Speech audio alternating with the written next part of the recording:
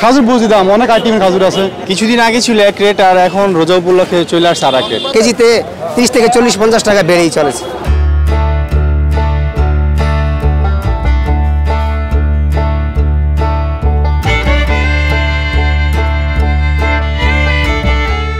আগে যে খেজুর 250 টাকা 300 টাকা ছিল, এখন ওই খেজুর এখন হচ্ছে আপনার 350 টাকা। পৃথিবীর সব রাষ্ট্রেই রমজান আসলে জিনিস পণ্যের দাম কমিয়ে দেওয়া হয়, কিন্তু আমাদের দেশে হচ্ছে এর বিপরীত, উল্টো।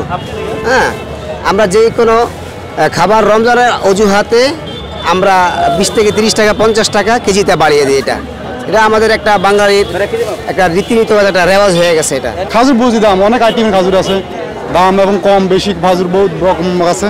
পুরো দেখে শুনে নিতে হয়, সব তো আর একরকম কিনতে পারে না, কেউ বেশি দামে কেউ কম দামে কিনে আর। এতে যে সব পণ্যের দামই কেজিতে 30 থেকে 40-50 টাকা বেড়েই চলেছে।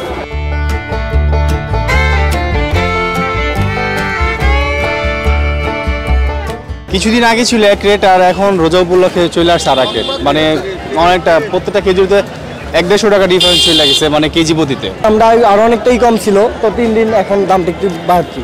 দাম এগুলো দাম বাড়ছে, আর যেগুলা কম দাম এগুলা রেট ঠিকই আছে। লাস্টে 3-4 দিন আগে আমরা যে মোকামটা করছি, তখনও প্রায় কেজি প্রতি 50-60 টাকা নিয়ন্ত্রণে ছিল, কিন্তু তারপরে দেখা যায় লাস্ট দিন পরশু দিন থেকেই দামটা একটু বাড়তি। আমরা মোকাম করতেছি, মোকামেই দামটা একটু বাড়ছে। যাদের চাহিদা 1 কেজি তারা হাফ কেজি নেয়, পরে নিবে, কমবে কিনা সে আশা আছে, এরকম আর কি।